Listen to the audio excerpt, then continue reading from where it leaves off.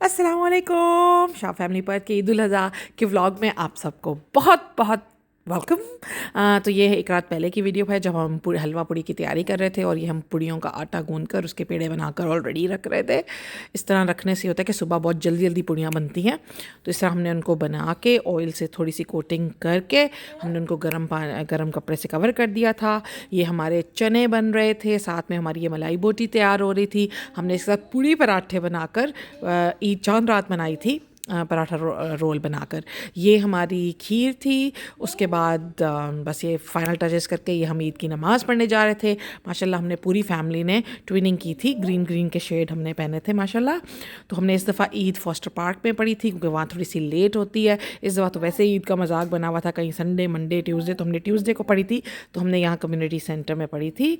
तो बस ये चले ईद नमाज़ पढ़ते हैं। How he made the tarbiyah, how he made the formation of his child.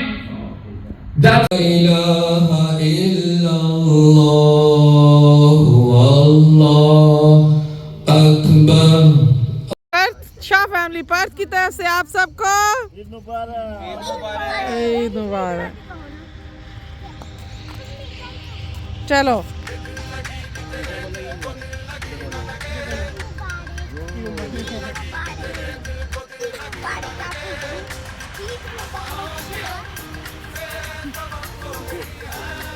Eid मुबारक, ईद मुबारक, ईद मुबारक, ईद मुबारक to all my Muslim community. Eid मुबारक।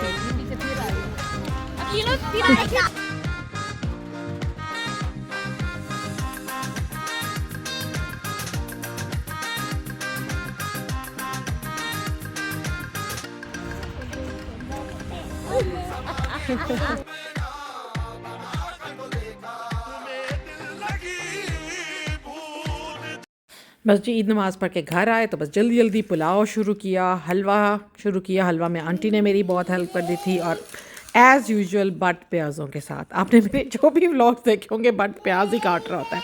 ये है वो शख्स, ये है वो शख्स।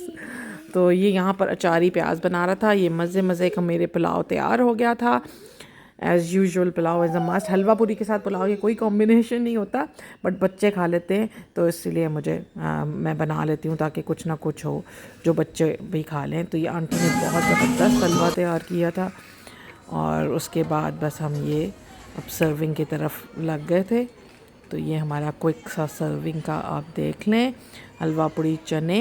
अभी मैं आपको आगे की एक क्लिप में दिखाती हूँ कि हम पूड़ियाँ ताज़ी ताज़ी कैसे बना रहे थे। उसका सेटअप हमने बाहर कर दिया था क्योंकि अंदर फिर बहुत ऑयल हो जाता है और अंदर हमने फ़ीमेल्स का रखा था। तो बाहर सारे बना रहे थे, अब्दुल्ला और आमिर ने मिल के सारा। तो इस तरह बाहर भी अलग से सर्विंग दे दी थी ताकि सब आराम से बाहर भी इंजॉय कर सकें। और ये देखें बड़ी खूबसूरती से ये पूरी देखें कितनी फूली फूली सी प्यारी प्यारी बनी है। अगर आप लोगों को इसकी रेसिपी चाहिए हो तो आप प्लीज़ कमेंट कीजिएगा और मैं ज़रूर इसकी रेसिपी शेयर करूँगी। हम लोग तो ये जब से बनाते हैं हमें वो कमी नहीं फ़ील होती कि हाँ यहाँ बाहर भी मिलता है, बट वो हिसाब नहीं होता। तो बस यहाँ पर अब हर कोई जा रहा था और हम लोग भी बस सब अल्लाह हाफ़िज़ कह रहे थे। माशाल्लाह बहुत अच्छा हमारा नाश्ता रहा। अब बैक टू कुर्बानी साइड। तो यहाँ पर दो तरह से कुर्बानियाँ होती हैं। एक कि आप बुचर्स को पैसे दे देते हैं और बुचर्स आपकी कुर्बानी करके तो सेकंड डे आपको मीट मिल जाता है। सेकंड होता है कि आप फार्म पे जाते हैं और वहाँ पे अगर तो कोई फार्म होते हैं कि वो आपको हलाल स्लॉटर करके देते हैं, कोई फार्म ऐसे होते हैं कि आपको ख़ुद स्लॉटर करना होता है। तो हमने जो कराया था उन्होंने स्लॉटर करके दिया था लेकिन 4 बिग चंक्स कर दिए थे, तो गोश्त घर आकर करवाया था। और बाकी इस तरह से फिर उसके बाद हमारा गोश्त बनकर आ गया। इस तरह से मेरा तो इतना एक्सपीरियंस नहीं है, हाँ गोश्त मैं वो कर लेती हूँ, लेकिन इस दफ़ा आंटी ने बहुत ज़्यादा हेल्प कर दी थी और उन्होंने ये 2 बकरे हमें मिक्स करके एक ही बॉक्स में डाल दिए थे। तो आमिर और आंटी ने फिर इस तरह से 2 इक्वल पार्ट्स बनाए जिस तरह से डिस्ट्रीब्यूशन होती है। यहाँ पर उस तरह से रिश्तेदारों और वो वाला तो नहीं होता, लेकिन माशाल्लाह क्योंकि मैं सबके लिए बनाती हूँ तो हमारा बोला पूरा हो जाता है।